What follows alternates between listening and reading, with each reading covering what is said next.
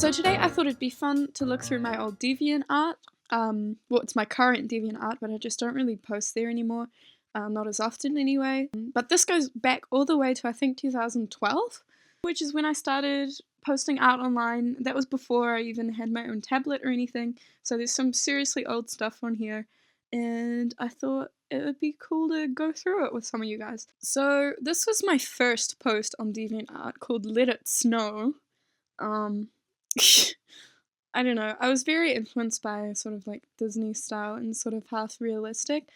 I was also a really big Darren Criss fan. I guess I still am, but I was really obsessed with him back in the day. So I drew him quite a lot. I think this is the first one that I actually got the likeness sort of right. My portrait of Darren Criss, my complete and utter idol. Like, geez, calm down. So this is the drawing that I did my Draw This Again meme for. So I'll put a link to that so you can check it out. Even the redraw was quite a while ago now, but I think I've definitely improved. So Halo's Made of Summer, that was my first sort of username online. It came from the song by Brooke Fraser. There was a lyric that said Halo's made of summer and rhythms made of spring, and I think my Tumblr account was Rhythms Made of Spring. I posted so much around this time. I was just drawing literally all the time and posting everything that I made, and I remember not even thinking or caring about whether people saw it or not, and that's changed so much since then. I'm so aware of how many people might see it or what they might think, and I'm not like perturbed by that, but I just think it's really funny how I just didn't care at all. Like, this one has one favorite, and I just like remember not even thinking about it, which is good, I guess. Like, I'm kind of glad that I didn't worry about that at the time. So this one's kind of interesting. I remember working really, really hard on this one and spending a lot of time on it. You can kind of tell by how grubby the paper got, but I think I even knew it myself. Like, I wrote here, the head's too big, but yeah, the proportions are quite weird, but it's also not terrible. This was my first digital drawing, and I have to admit to sort of like half tracing it because yeah, no, I was not that good at drawing faces back then, and I didn't even know it was Lana Del Rey until like someone said it in the comments. Like, I just thought it was a cool photo, and I didn't know that you could resize the brush. I just sort of like did all these scribbles with the same size brush, so it looks really awful, and the colors are so bad, and like, oh god. And then there's like this huge signature at the bottom right. Like, Jesus. This one is so edgy. This is like, actually the proportions and stuff are not that bad, but it's so like emo and teenage. I put a watermark over this one. Apparently I thought it was so good that it might get stolen, who knows. But yeah, no, I did this like traditional sketch of Snow White, I guess, and then colored it by hand, with the mouse in Photoshop. Again, like, not terrible, but definitely not watermark worthy. I just drew the same face kind of over and over, and they're all quite Disney-like, I guess. I didn't realize how much I was influenced by Disney, actually, but yeah, there's like the Little Mermaid, and then there's Mary Poppins. And here's a bunch of Darren Criss. There he is, and there he is. I watched a lot of Glee back in the day as well, so rip. I drew this when I was really influenced by Lauren Greiner, I think it's how you pronounce her last name, and she used to be really active on DeviantArt, and I was just obsessed with her work, and I thought it was just the coolest, so I think I actually literally copied that one portrait from one of her drawings. To an extent, I don't think it's bad to let your inspiration sort of show through in your art. It's kind of unavoidable, but at this stage I was literally just sort of copying the style, which ended up being beneficial to me, but yeah, I don't condone doing that, permanently. This is when I was watching those YouTube videos by like Mark Crilly, I think, and he does these videos about how to draw, and again, it's like this step by step for how to draw this one specific thing, and those types of tutorials are so useless because it just doesn't teach you about the fundamentals of drawing at all. It's just like copying an image. But yeah, I sort of didn't know that yet, and I was watching these videos and drew these hands. And they aren't bad, they look exactly like the hands he drew, but that's not a good thing, do you know what I mean? I think this drawing started as, like, I wasn't very good at drawing the eye again on the other side.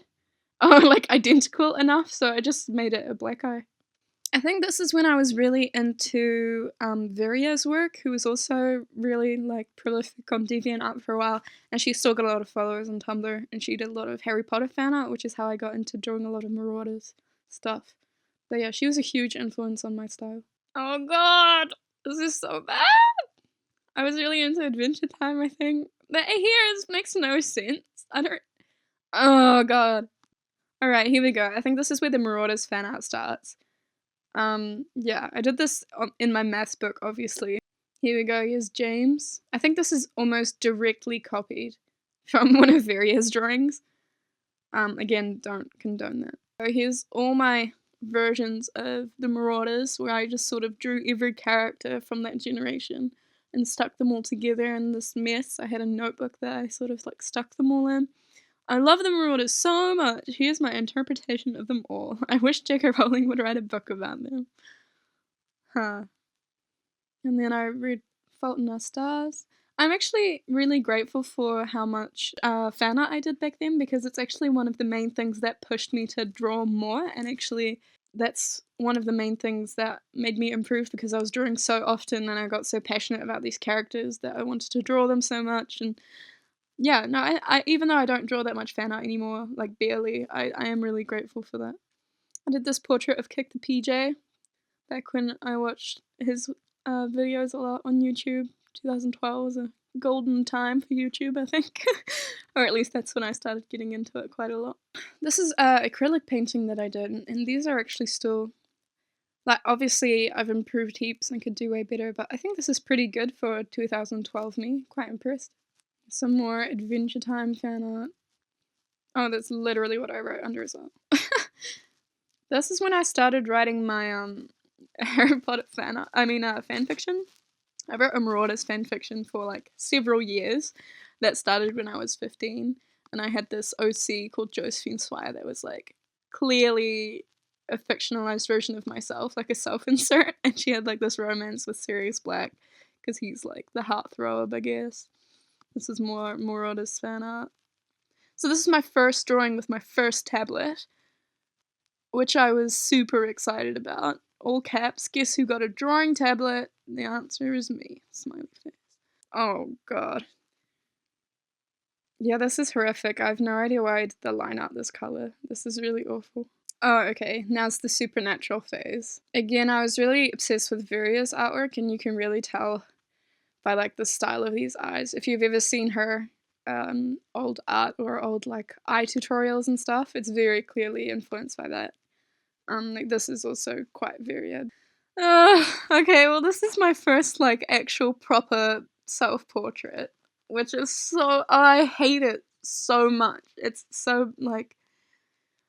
Oh, Jesus. I can't look at it. I genuinely can't. Yeah, this is... Oh god. I just... God. So here's where I figured out that if I didn't like the sketch or the colouring, I could just throw a really intense effect over it and then you wouldn't notice as much. Although to be fair, this sketch isn't even that bad. Like, it's actually quite a cool concept. This is when I played Bioshock Infinite for the first time, and I really enjoyed it. It's still one of my favourite video games. And I remember I messed up, or I couldn't draw his other foot. So instead of like trying to fix it or cropping it or anything, what I did is just made that corner really dark to try and disguise it, and then put my giant signature over the top, so that no one could see it. I should redraw this one soon. I reckon the redraw of this would be quite fun, and it's honestly not that hard to improve from this. The colours are just really strange as well. I'm not sure why I chose that colour scheme at all.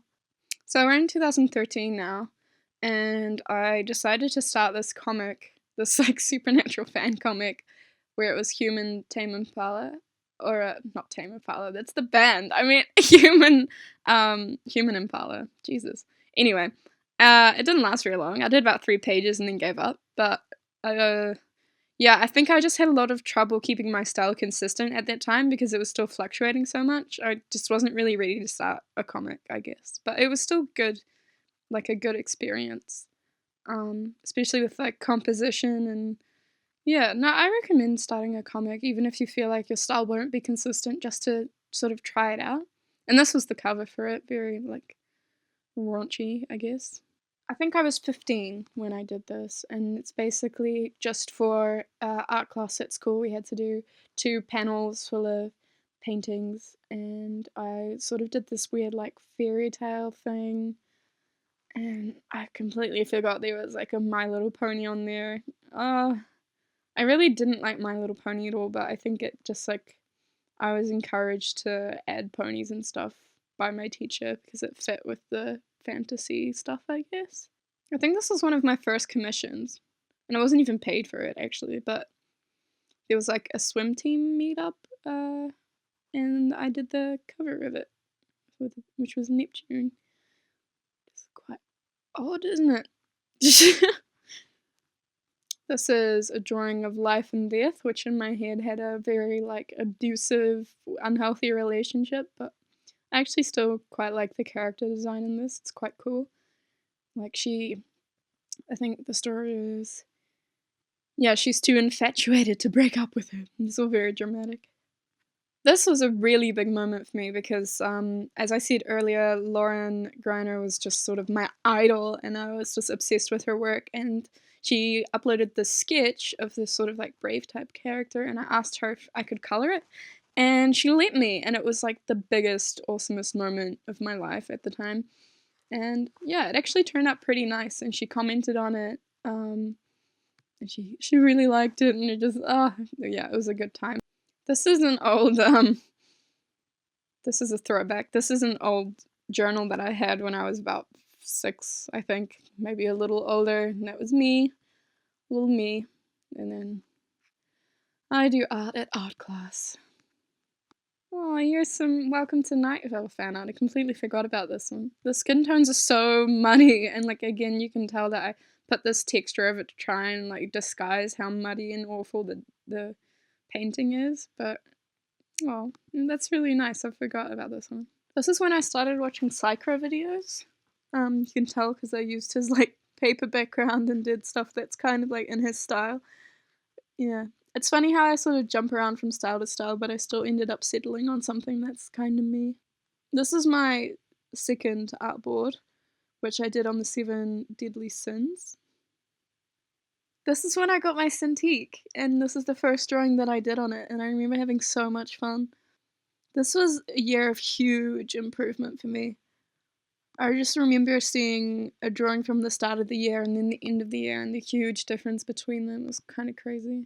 Here we go, this is the 2013 Art Summary. So I remember that self-portrait that I did that I really hated, and then if you compare the skin, like painting from this to that, the difference is just crazy. I have no idea. I guess I just drew a lot that year.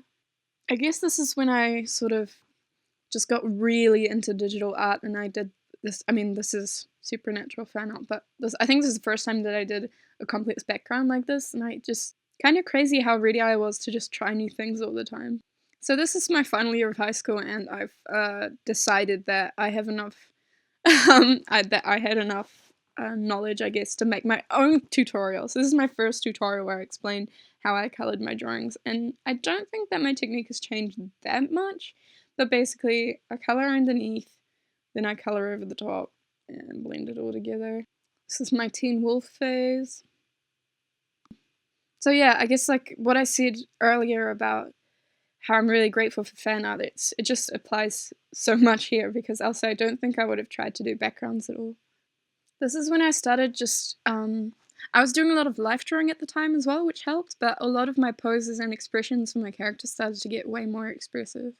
Here we go, here's some of my life drawings. I did this night class at the art school that I'm now attending, but while I was still in high school, I did night classes of life drawing, which, yeah, I can't stress enough how much this affected my work. This is the first time that I referred to myself as Pan, online, and my dad, it's like a nickname that my dad gave me, Bon, in like the Dutch accent. But anyway, yeah, this is when Art of Pan was born, I guess. And I had a side cut at the time, so I did this sort of gnarly, like brain exposed sort of thing. Yeah, quite edgy, I guess. And this is the first time that I got Copic markers, and I got really into using those. And this is the start of sketchbook number 1 that I have, so if you're interested in more of these sketches, check out my first sketchbook tour, because this is like a scan from that sketchbook, I'm pretty sure. Which means that we're just about at the end of the old work, I think.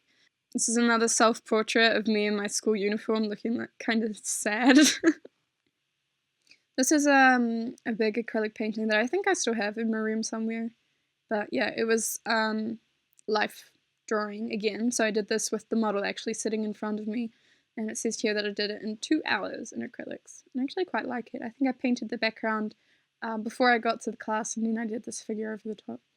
And this is my last artboard that I did for school. So you can see those self-portraits over there. It was sort of an exploration of my history and my identity, and there's paintings of my mum and my mum when she was younger, and paintings of my house where I was born, and yeah.